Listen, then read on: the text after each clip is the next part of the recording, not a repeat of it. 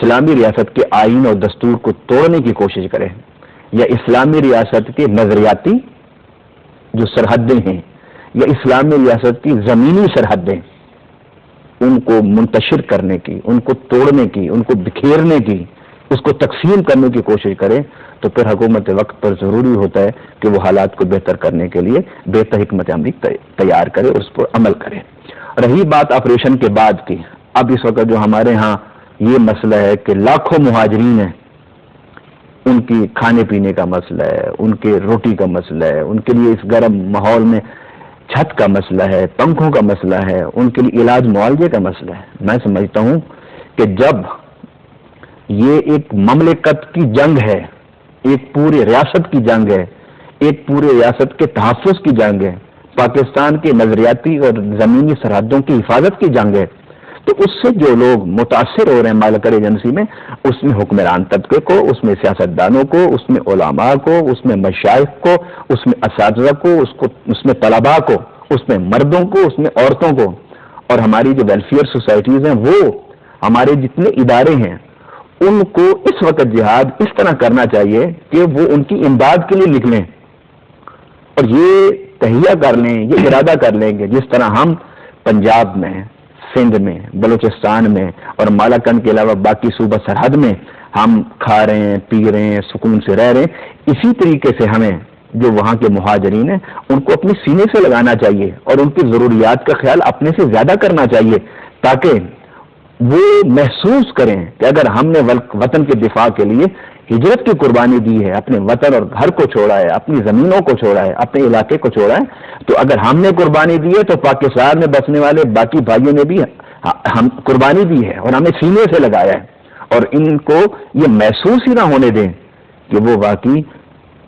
مالاکنڈ کے مخصوص حالات کی وجہ سے متاثر ہوئے ہی نہیں، انہیں اتنے خوشیاں دیں، ان کے ساتھ اتنے ان کے غم شیئر کریں کہ وہ بھول جائیں کہ ہمارے ساتھ کیا ہوا۔ علامہ صاحب، مالاکنڈ ڈویژن میں جو کچھ اس وقت ہو رہا ہے اس میں لاکھوں افراد ہیں جو بے گھر ہوئے ہیں، لاکھوں افراد ہیں جو اپنے ہی ملک میں مہاجر بن گئے ہیں،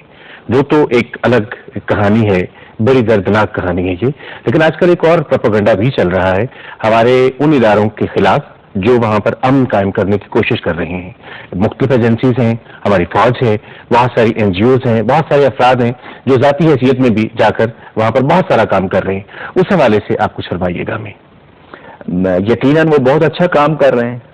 اس میں کوئی شک نہیں کہ انہوں نے جو لوگ متاثر ہوئے اور اس علاقے کے حالات کی وجہ سے جنہیں اپنے گھر چھوڑنے پڑے اور وہ اپنے گھروں کو چھوڑ کے وہاں پہنچے،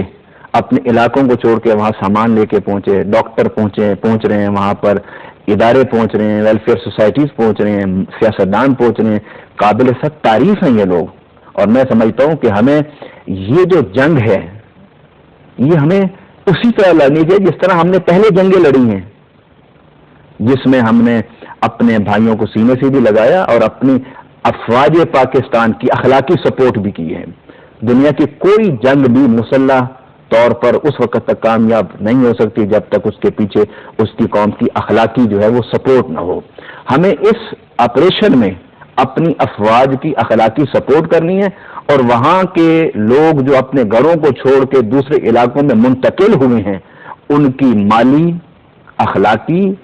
طبی، ہر لحاظ سے ان کی امداد کرنی چاہیے، اور اگر اس مقصد کے لیے ہمیں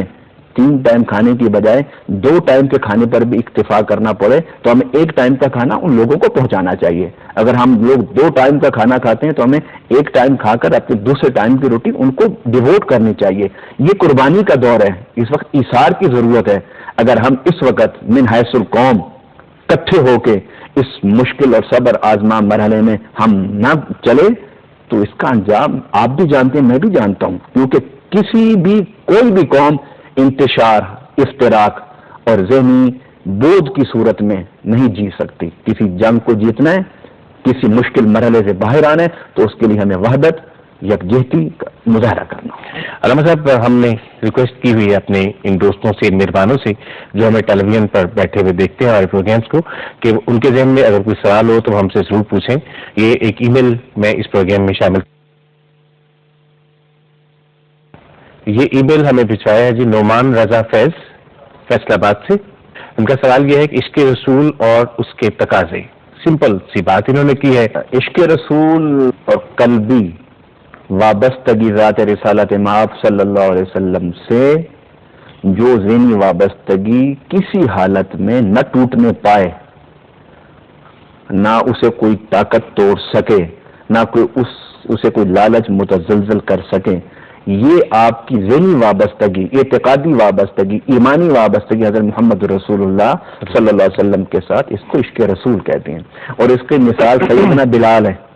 کہ جب انہوں نے اسلام قبول کیا، عشق رسول کو قبول کیا، تو انہیں پتھر پر بھی لٹایا گیا،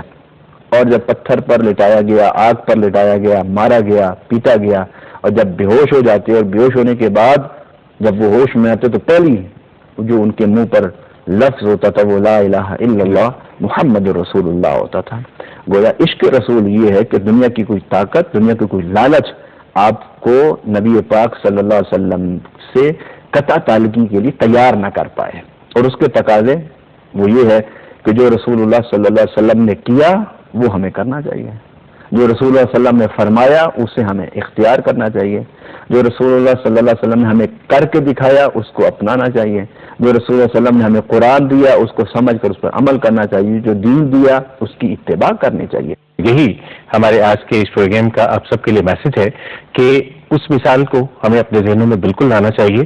انصار و مہاجرین کی جو مثال ہے، آج وہ ہمارے بھائی، آج وہ ہماری بہنیں جو بے گھر ہو گئے ہیں اپنے ہی ملک میں رہتے ہوئے، جو مہاجر ہو گئے ہیں اپنے ہی ملک میں رہتے ہوئے، ان کے لیے ہمیں کچھ کرنا ہے، اور یہ وقت کرنے کا ہے. صرف باتیں کرنے سے وہ کچھ نہیں ہوگا، بلکہ ہمیں we have to do a lot for all of them because they deserve that. ان لوگوں کا کیا قصور ہے جو ہمارے لیے جنگ لڑ رہے ہیں؟ ان لوگوں کا کیا قصور ہے جو ہمارے لیے بے وطن ہیں؟ ان لوگوں کے بارے میں آج کے اس پروگرام کے بعد